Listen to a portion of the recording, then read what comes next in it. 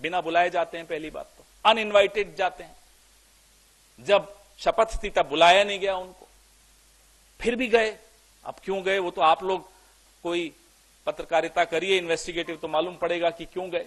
लेकिन वहां जाकर मंच पर साथ में खड़े होकर ट्रंप साहब कहते हैं हम रेसिप्रोकल टैरिफ लगाएंगे। सीधा अपमान, सीधा धमकी। ये खिसियाते हुए मुस्कुरा रहे हैं।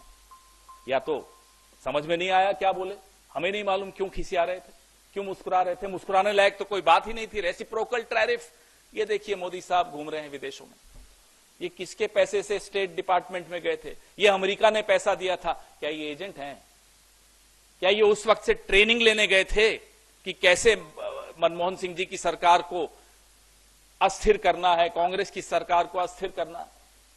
ये आपको सामने फोटोएं दिख रही हैं, देखिए लगातार।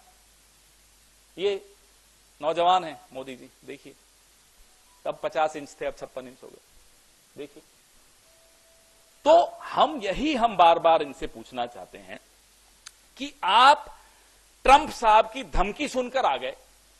उन्होंने कहा कि हम ब्रिक्स खत्म कर देंगे, मुस्कुरा रहे हैं साहब। उन्होंने कहा टैरिफ लगा देंगे भारत पर, मुस्कुरा रहे हैं साहब। ट्रांसलेटर दो थे, इसलिए कोई ये नहीं कह सकता कि उन्हें अंग्रेजी समझ में नहीं आ रही थी। दो ट्रांसलेटर थे। मुस्कुराइए मत, वो भी मुस्कुरा रहे थे, आप भी मुस्कुरा रहे हैं।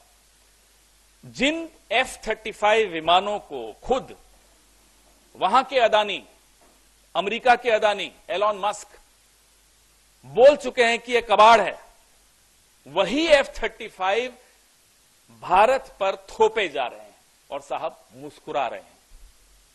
यह हुआ अमेरिका में, और हमें आकर कहते हैं कि हम यूएसएड से पैसा लेके इन्हें अस्थिर करते हैं।